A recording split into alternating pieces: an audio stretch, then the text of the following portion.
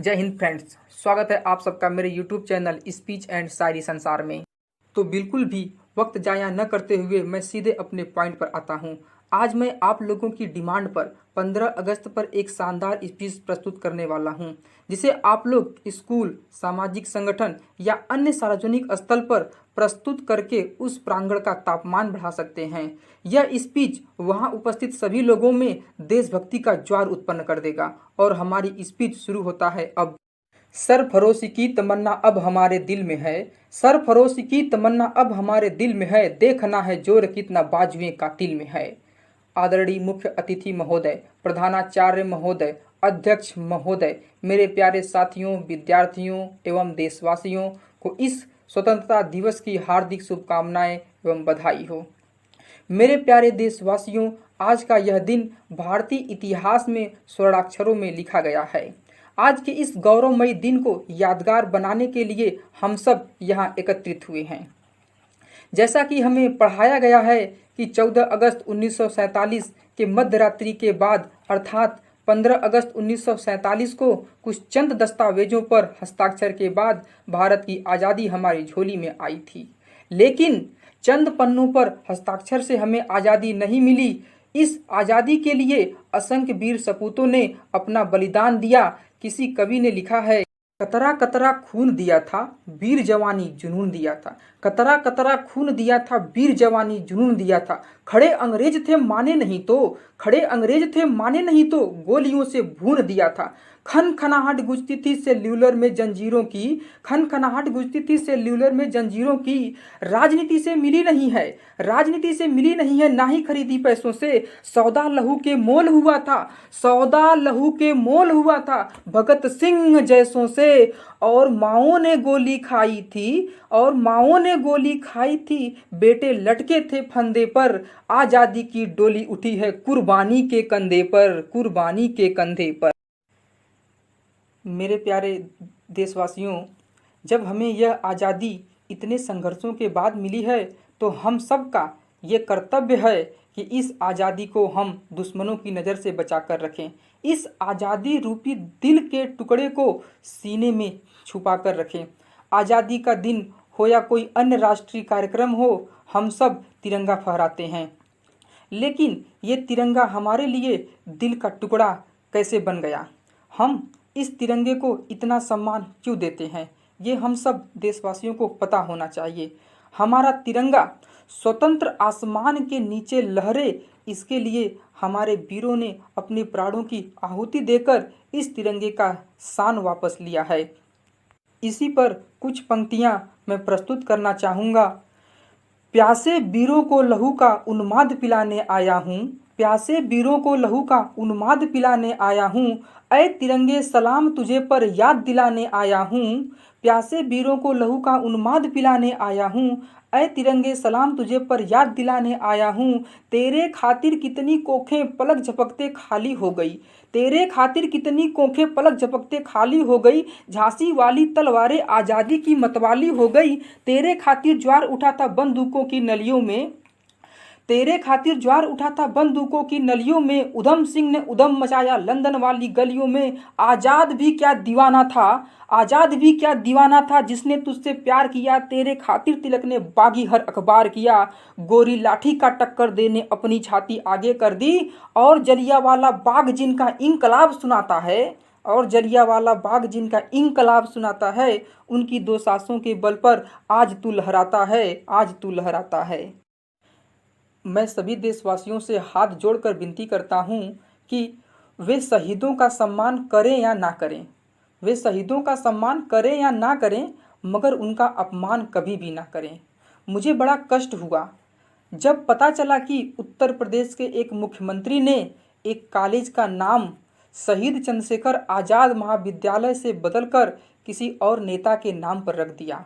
और जब पत्रकारों ने पूछा कि आपने ऐसा क्यों किया, क्या आपको नहीं पता कि चंद्रशेखर आज़ाद कौन थे, तो उसने पलटकर जवाब दिया कि कौन, वो आतंकवादी। मैं यहाँ उपस्थित आप सभी लोगों से जानना चाहता हूँ कि उस मुख्यमंत्री को, शहीद चंद्रशेखर आज़ाद को आतंकवादी कहने का अधिकार किसने दिया? मेरा आप लोगों से यह निवेदन है कि काट देना जुबान अगर मौका तुझे मिल जाए तो, काट देना जुबान अगर मौका तुझे मिल जाए तो, मिटा देना उसकी हस्ती को अगर बस्ती में वो दिख जाए तो।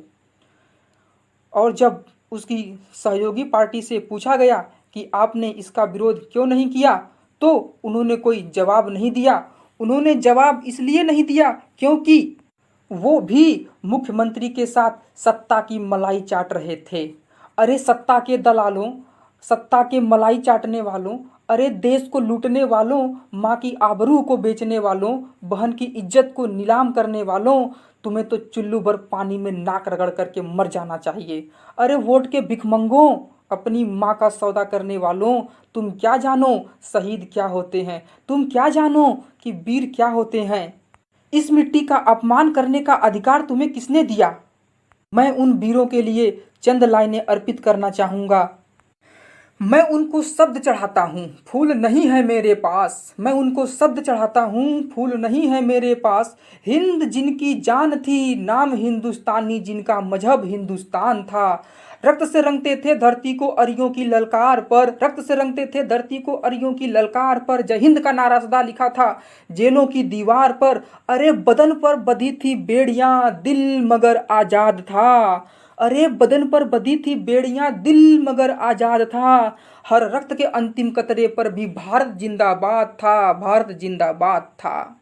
मेरे प्यारे देशवासियों, मेरा आप सभी लोगों से यह निवेदन है कि राजनीति के तलवे चाटने वाले गद्दारों पर कभी विश्वास मत करना। वो किसी भी पार्टी के हों। तुम लोग हिंदू और मुसलमान पर मत लड़ना, तुम लोग मंदिर और मस्जिद पर मत लड़ना, क्योंकि ये नेता मंत्री सुबह में हम सबको लड़ाते हैं और शाम को साथ बैठकर खाते हैं। कुछ लोग मुझसे कहते हैं ये राज खोलना ठीक नहीं, कुछ लोग मुझसे कहते हैं ये राज खोलना ठीक नहीं। जहाँ बात हो मजहब की वहाँ बोलना ठीक नहीं। मंदिर मठ के मालिक हैं जो मस्जिद के पहरेदार हैं, मंदिर मठ के मालिक हैं जो मस्जिद के पहरेदार हैं। उनकी दालानों में पलते दिल्ली के दरबार हैं। उन लोगों को हाथ जोड़कर क्या गले लगाना चाहिए, उन लोगों को हाथ जोड़कर क्या गले लगाना चाहिए। भूल गए उनके कारण ही कब्र बनाई जाती है, उनके कारण ही कब्र बनाई जाती है और कहीं शमशानों में चिता जलाई जाती है। कुछ लोगों का जमीर क्या बिका, कुछ लोगों का जमीर क्या बिका कि मजहब नीलाम हो गया, वोट मांगने वालों का भी नारा राम हो गया। गद्दारों ने घंटी गुंबद को तर्क करना सिखा दिया, गद्दारों ने घंटी गुंबद को तर्क करना सिखा दिया। अम्मी और माँ में भी फर्क करना सिखा दिया, अम्मी और माँ में भी फर्क करना सिखा दिया। तो मैं अब उनसे डरकर उनका जयगान कहना शुरू करूं, तो अब मैं उनसे डरकर उनका जयगान कहना शुरू करूं। गद्दारों को गद्दार नहीं सुल्तान कहना शुरू करूं, गद्दारों को गद्दार नहीं सुल्तान कहना शुरू करूं। वो कहते हैं हम सच्चे हिंदू तुलसी का संवाद हैं, वो कहते हैं हम सच्चे हिंदू तुलसी का संवाद है। कोई कहता है सच्चे मुस्लिम कलाम की औलाद हैं। अरे मत बनो धर्म के रखवाले, तुमको तुलसी या कलाम लिखूंगा, तुमको तुलसी या कलाम लिखूंगा। कत्ल करोगे तो कातिल तेरा नाम लिखूंगा, कातिल तेरा नाम लिखूंगा। मेरे प्यारे देशवासियों, हमारा देश बलिदानों का देश कहा जाता है। हमारे यहाँ आज भी हिंदू मुसलमान जैन पारसी जाट ईसाई सभी लोग मिलकर रहते हैं। बॉर्डर पर जब सभी धर्मों के लोग राजस्थान की लगभग 50 डिग्री सेल्सियस वाली गर्मी में तथा कश्मीर की लगभग -18 डिग्री सेल्सियस तापमान वाली ठंड में भी देश की रक्षा करते हैं, तब इन बबूल रूपी नेताओं को धर्म नज़र नहीं आता है। ये बबूल रूपी नेता देश को अंदर से खोखला कर रहे हैं। आप सभी लोगों से बस इतनी सी निवेदन है कि फैलता हो बैर जिससे भाई भाई में, फैलता हो बैर जिससे भाई भाई में, ऐसी होली दिवाली या ईद ना करो। आग जो लगाते हैं हमारे घरों में, आग जो लगाते हैं हमारे घरों में, उनसे देशभक्ति की उम्मीद ना करो। गलियारों के पालतू बबूल के लिए, गलियारों के पालतू बबूल के लिए इन क्यारियों के गुलाबों को शहीद ना करो, शहीद ना करो। और अंत में बस इतना ही कहना चाहूँगा कि हमारा देश इतना महान है कि जिस समय शायद दुनिया लिखना पढ़ना नहीं जानती थी, उस समय 4 वेदों की रचना कर दी। विश्व विजेता कहलाने वाला सिकंदर भी भारत से डर कर वापस लौटा था। तभी तो मोहम्मद इकबाल ने लिखा है कि यूनान मिस्र और रोमा मिट गए सब जहाँ से, यूनान मिस्र और रोमा मिट गए सब जहाँ से, कुछ बात तो है जो हस्ती मिटती नहीं हमारी, कुछ बात तो है जो हस्ती मिटती नहीं हमारी, सदियों रहा है दुश्मन दौरे जहाँ हमारा, सारे जहाँ से अच्छा हिंदुस्तान हमारा, सारे जहाँ से अच्छा हिंदुस्तान हमारा। जय हिंद, जय भारत। दोस्तों, इस प्रकार से आप लोग एक शानदार स्पीच का प्रदर्शन कर सकते हैं। हमारा यह स्पीच पसंद आया हो तो लाइक करिएगा तथा अपने दोस्तों के साथ शेयर करिएगा और चैनल को सब्सक्राइब जरूर करिएगा। जय हिंद।